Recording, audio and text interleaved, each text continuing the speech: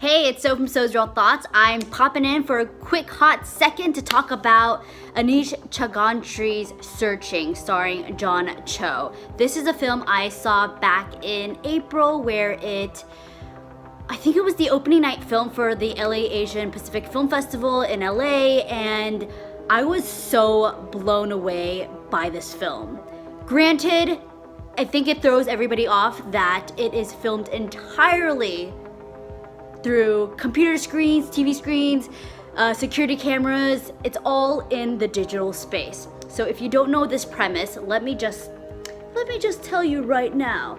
I have been so busy. I wish I could do more reviews at the moment, but I have been I just got off a feature film, and I just really wanted to come in and talk about this film, which I really, really loved, and it comes out this week, and I didn't want people to forget about it. So basically, it's about this guy named David Kim. He becomes desperate when his 16-year-old daughter, Margot, disappears, and an immediate police investigation leads nowhere. So he kind of takes matters into his own hands, tries to find out where his daughter is by looking through her social media, her digital space, who her friends are, and kind of seeing backtracking where she could have gone, because she's not the type of person who would just go missing or run away or whatnot. And so that is the premise, starring John Cho. It has a lot of Asian American actors. It also stars Deborah Messing, who is from, as you know, Will and Grace. So Searching premiered at Sundance Film Festival. This is Anish's first ever feature-length film, and it won the Next Award at Sundance, which is a great, fantastic award. I'm so happy for him. And very, very well deserved. Despite knowing the premise, despite knowing that it takes place all through computer screens and phones, it's definitely worth watching.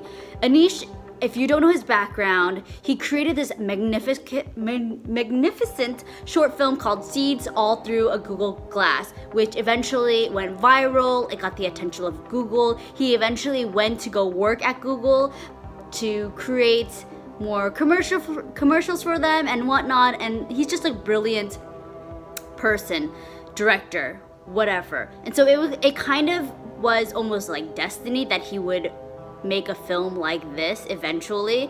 And the thing is, because he has so much experience in that space, coming into this and making a feature-length film, he really was like, no. I think he was approached by other producers to make this kind of film, and he kept saying, no, I don't want to do it. Feature length, that's like crazy. That's just too much.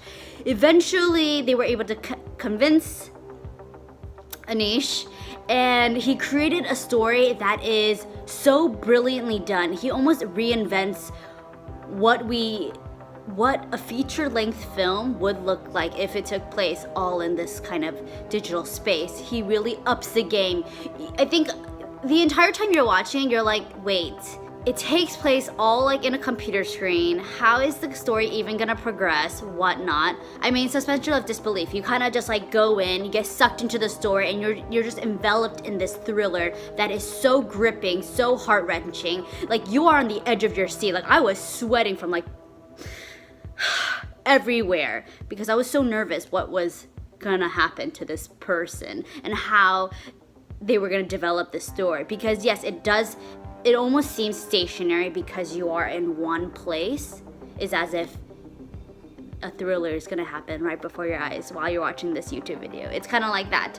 And so you're always second guessing, where could it go? What could happen? But as the story progresses, you don't care that it takes place all through a computer screen or whatnot. And you get so sucked into the story, and you're just so captivated that it makes the experience that much more immediate and that much more thrilling, because it almost seems like you're peering into somebody's story and life that you're not supposed to be watching, but yet you are, and you have a front row seat to this action that is unraveling before your eyes. And it's just so fantastic. There's a lot of twists and turns. I went through so many emotions, from being panicked to like being scared to being like holy shit to there's just like so much. And I think that's what Anish does brilliantly, is that he doesn't give us a one-note plot like the daughter went missing, let's go find her. Like a lot of twists and turns, a lot of Easter eggs, as he says in the film. So it's definitely worth watching multiple times. So this is written by Anish Chaudhary and Sev Ohanian. They teamed up together. They're like filmmaking buddies. They made this film and it is freaking awesome. We have John Cho playing the dad, David Kim, who is amazing. After the starring John Cho movement from a couple years back, he's finally starring in his own film as the leading man, like as it should happen. This has been years and years in the making, and it's amazing that it took so long, because John Cho, as we know, he's been in a lot of films, but to me, this was one of his best roles. Like I want to see a whole range of emotions coming out of John Cho instead of just like him as Captain Sulu, kind of like a little one note. A lot of other different films, he was kind of like the nice guy, or he was like mean. This, you got to see everything. You got to see like John Cho like pounding on walls, like fighting people, like breaking shit. I love that. Love John Cho. I know it took Anish a couple of tries to convince John Cho to be in this film, because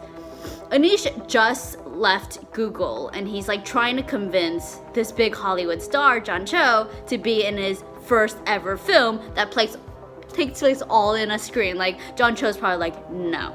Actually, John Cho did say no previously, but he just kind of convinced him somehow.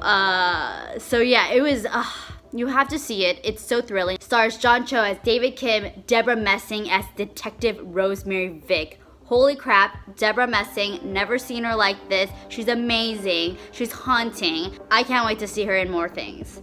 Michelle Law as Margot Kim. We have Sarah Son as the mom, Pamela Kim. Joseph Lee as Peter, John Cho's brother, David Kim's brother in the film.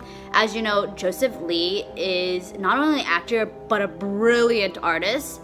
Like if you follow his Instagram, his paintings are just utterly orgasmic and unbelievable. They're just like mosaics and they're so beautiful, and I'm glad that he's also pursuing a career in acting. It already seems like Anish is jumping on his second film, which I am extra excited about.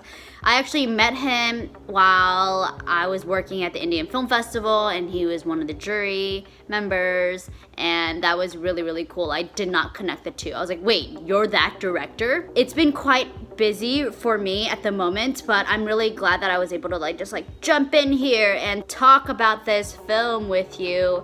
I'm hoping I will be back to do more reviews, but until later, I shall see you later. I don't know what I'm saying. I'm just so excited for this film to finally come out. And yeah. Anyways, thank you so much for tuning in. Let me know what you think. If you watch it, if you love it, if you hate it, let me know. I will see you guys on the flip side. Bye.